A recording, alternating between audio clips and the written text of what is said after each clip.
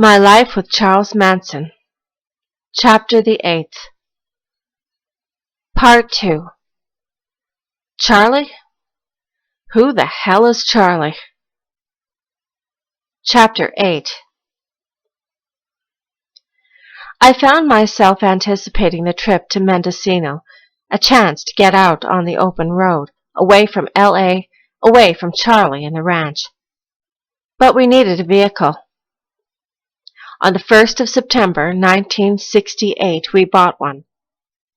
The girls had to appear in court for their drug bust on the 10th, so it gave us several days to ready the bus. We parked it between the saloon and George's house, and after sanding it down, painted it a brilliant Kelly green with a white stripe around it.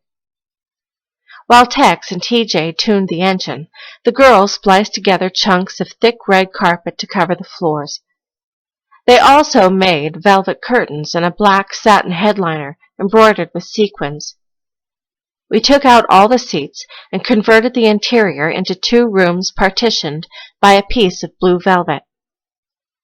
In the back, we constructed a plywood platform, and beneath it a storage cabinet for food, tools, and spare parts. On top of the platform, we laid out mattresses, satin sheets, and mounds of fluffy black and red flowered pillows. In the front of the bus, behind the driver's seat, we set up a narrow table surrounded by pillows, and next to the door, a stove. By the end of the week, the bus was ready. So was I. We set out about 4 p.m. from Spawn's on a Sunday, 11 of us. Stephanie, Brenda, Mary, Clem, Kim, Sadie, Katie, Gypsy, Ella, and TJ, Thomas Wellerman, who, along with Clem, had lived with the original hippies in the back ranch house before joining the family. I was driving. We took Topanga all the way to the Coast Highway and headed north. We were in good spirits. Kim and Clem lounged in the back with the girls, while TJ and I sat up front bullshitting and munching Zuzus. Damn thing's got some power, TJ mused as we barreled out of Malibu, heading toward Oxnard. Runs better than the last bus Charlie had. TJ was about 5'10", a chubby 170 pounds, an unlikely member of the Manson family in some respects, since he was older than Charlie and going bald. He looked like the heavy in some B-grade Western. He wore upper false teeth and was forever popping them in and out of his mouth, a habit that seemed to delight him. Though the girls were never particularly impressed by TJ, he had managed to cultivate their affectionate tolerance. He was useful to the family, to Charlie, and they knew it. He was earthy and stubborn, and walked with an air of hubris which belied his insecurities. He never pulled much weight in the family and was used primarily to score dope and vehicles. Later, when we got heavily into the revolutionary programming, helter-skelter, TJ used his connections to score motorcycles and dune buggies. He could be obsequious at times, but for the most part, I got along well with him. We spent the night in Oxnard, then drove straight through the following day to Crapatta Canyon. The next morning, near Big Sur, we stopped along the road and hiked down to the beach. I sat on a rock beside Brenda and took off my shoes. She pointed to the gulls overhead and smiled. The air was clear, the sea dazzling. It was a rush being on the coast again. We strolled down the beach about a mile, wading in the surf and picking up driftwood and shells. Then we walked back toward the car. We didn't talk about it, but it was there. His presence. Charlie was right. We were free. There were no leaders, no controls. By noon, we were headed up 101 towards San Jose. Just north of Monterey, we stopped for gas. TJ was at the wheel. I sat beside him.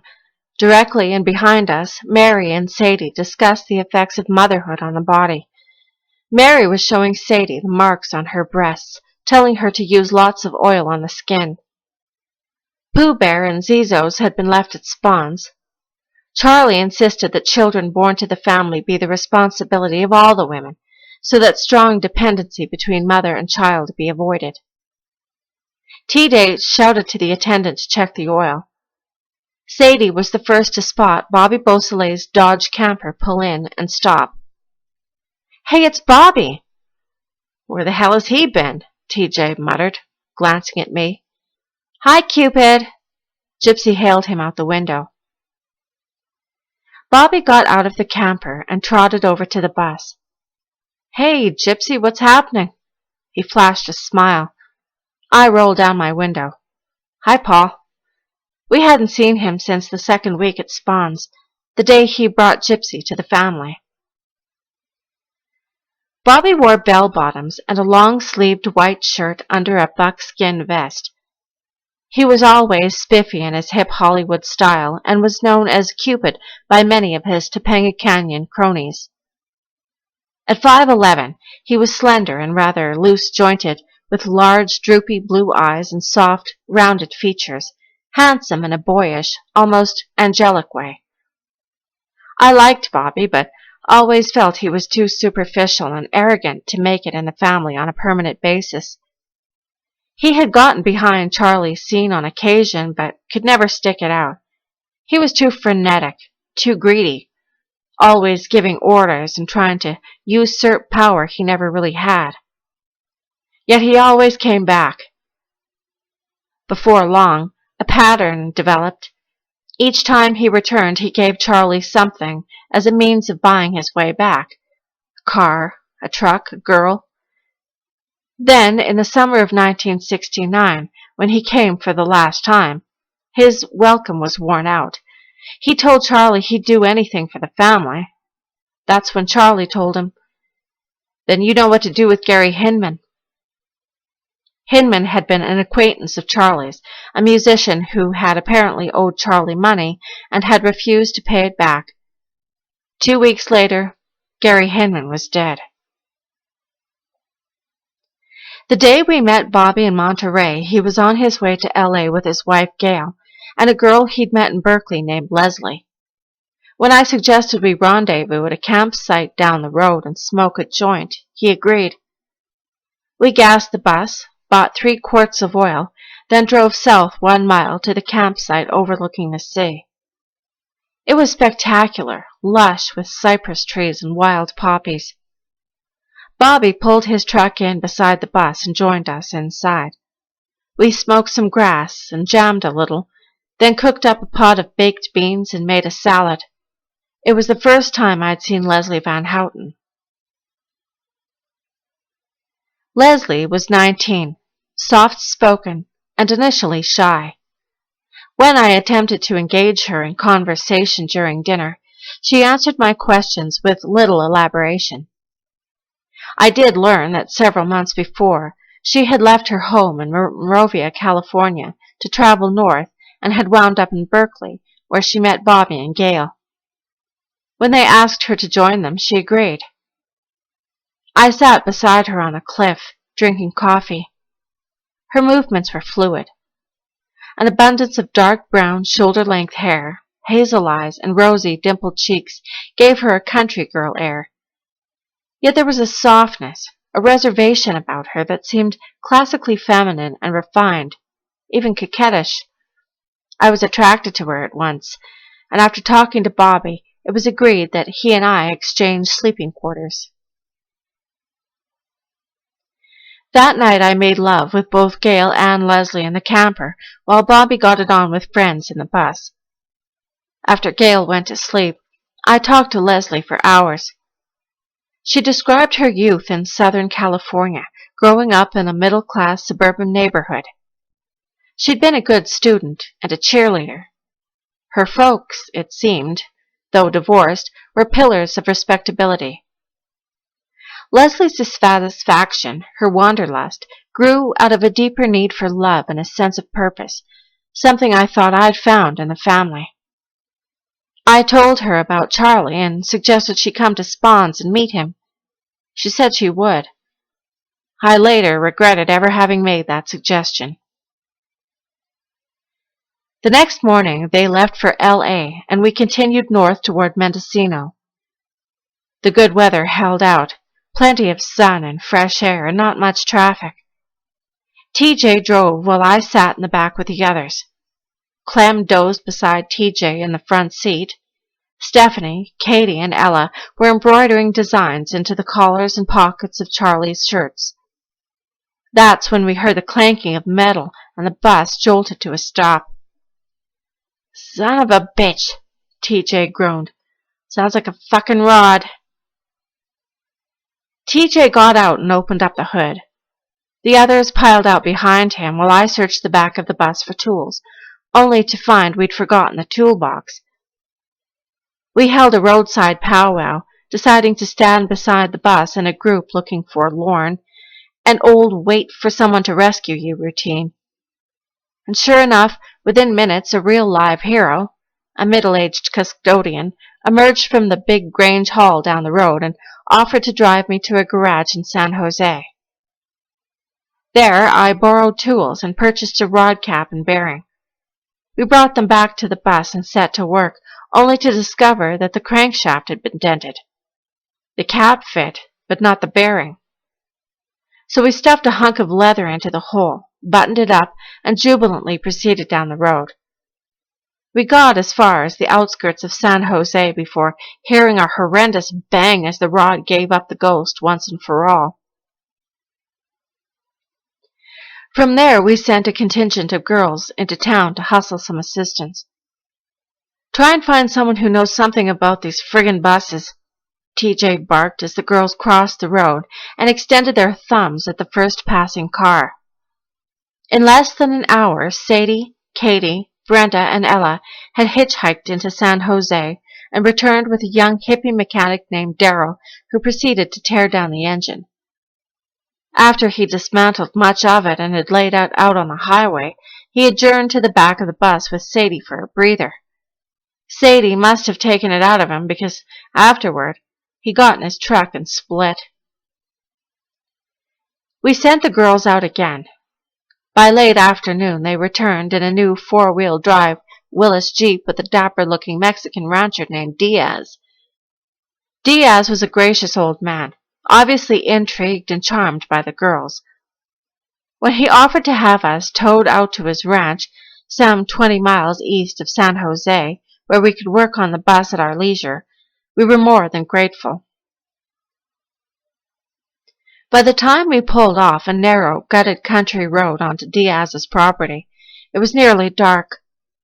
But the moon provided sufficient light to see the sprawling plum orchards which spread for miles in all directions. We parked behind his ranch house in a clearing in the midst of the orchard. When we invited the old man to eat with us, he politely declined. He told us he'd send a mechanic in the morning to check the bus.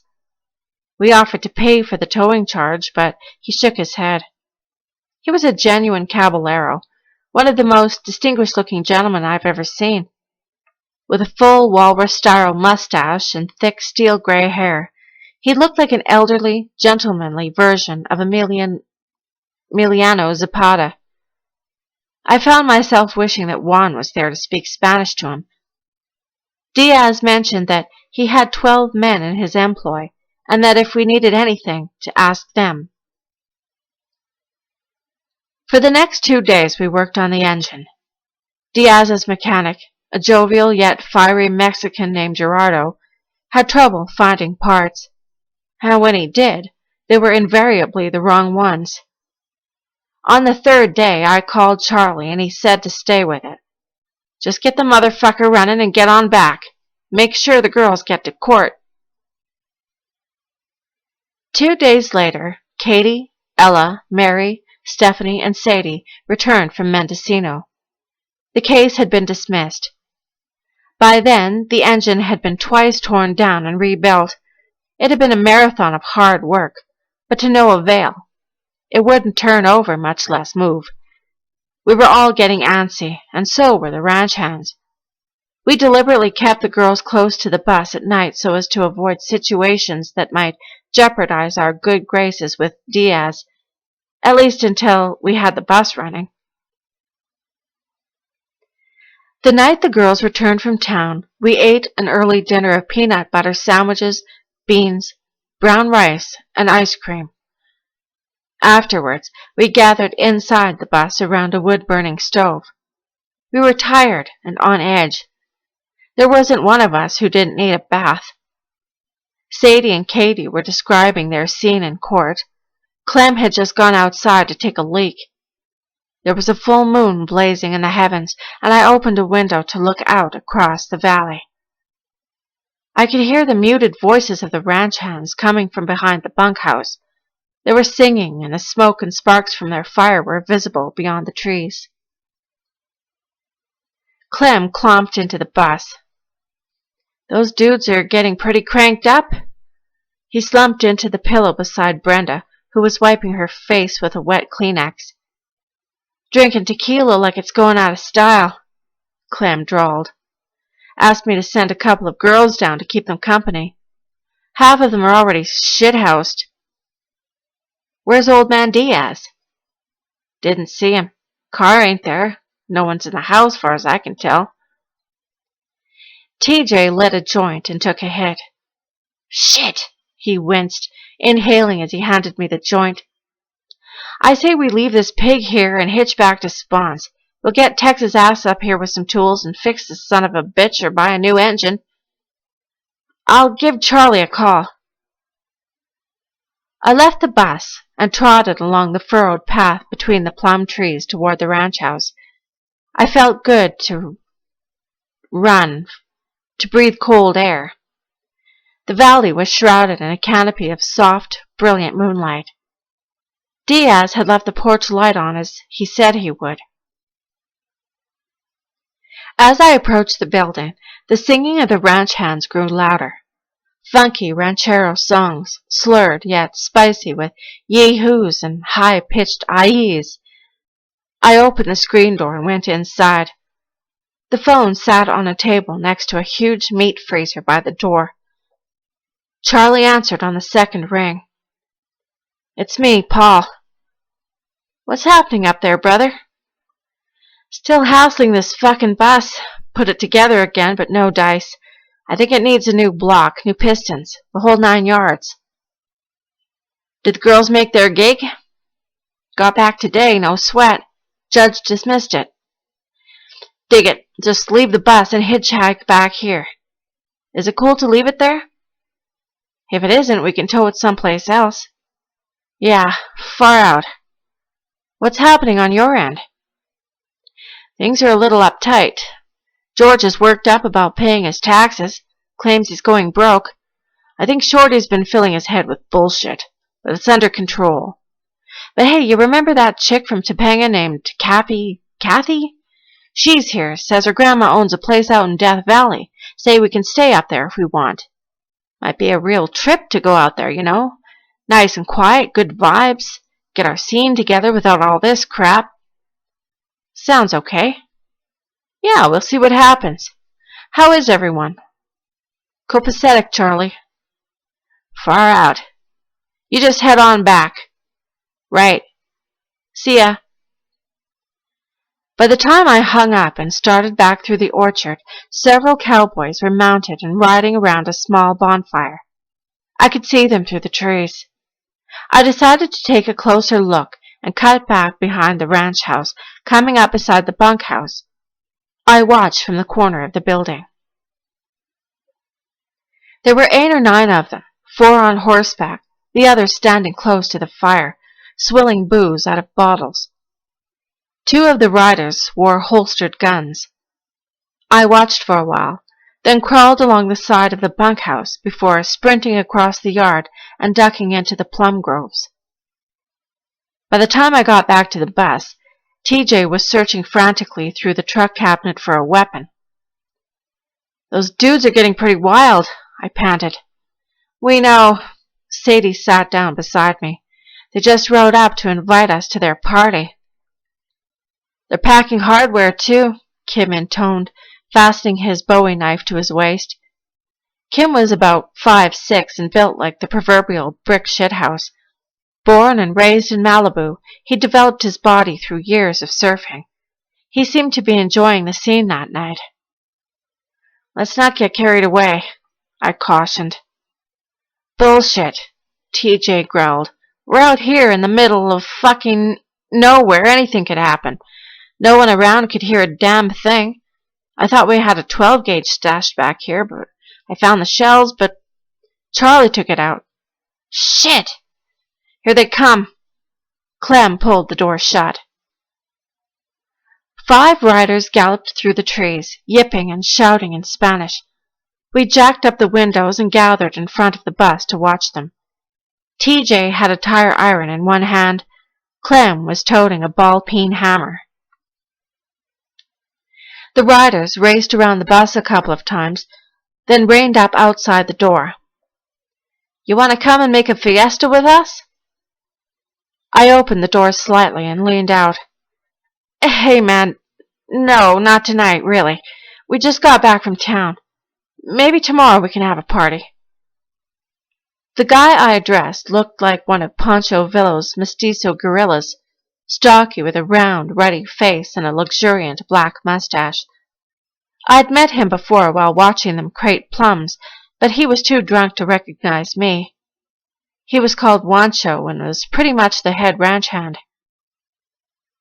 "Maybe you girls want to come join the party," he shouted. "Not tonight," I repeated. "Tomorrow night," Brenda shouted from inside. "Shut up!" Mary Bruner's voice rang out. "Really, man," I said, "let's just call it a night." Wancho gave me a long, appraising look without speaking, his eyes steady.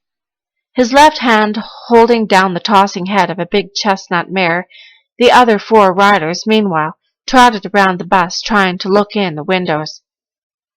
"Sure," he said at last. "Tomorrow, maybe. Okay." Then he wheeled his mount around, shouted to the others, and they galloped into the trees again, firing off a volley of shots into the air. None of us slept. We barricaded the front of the bus and took turns on watch. But nothing happened. The ranch hands stayed drunk, hooted and hollered and fired their guns, but never really made a move on us. Only once, just before dawn, 2 of them staggered over on foot to request the company of Dos Chamases to put them to bed. Neither of them had guns, and both were stinking drunk. Each carried a half-pint bottle of Jose Cuervo.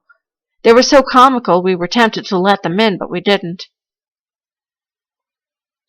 The next morning after leaving Diaz, a note to thank him, we had the bus towed to a huge parking lot in San Jose. Then we split up into groups to hitchhike back to Spawns. I went alone. After weeks of confinement on the bus, I felt the need to be by myself. It was around 11 a.m. when I left the others and walked back through San Jose to the first southbound off-ramp. I had no luggage and felt energized standing in the sunlight, flinging rocks at a telephone pole. I found myself anxious to see Charlie and the others. The ranch was my home. I felt it. I recalled, too, what Charlie had said about going to Death Valley. As a kid, I'd gone there with my father to camp and collect rocks. I remembered the awesome expanse of sand, mountains, and sky. I remembered hiking across the salt flats and taking a bath in the hot springs. The more I thought about it, the better it sounded. I hadn't been waiting 15 minutes when a brand new brown and white camper with a girl at the wheel skidded to a stop. I trotted up to the window. "Where you headed?" "Mexico. Where you headed?" I opened the door and climbed in. "L.A."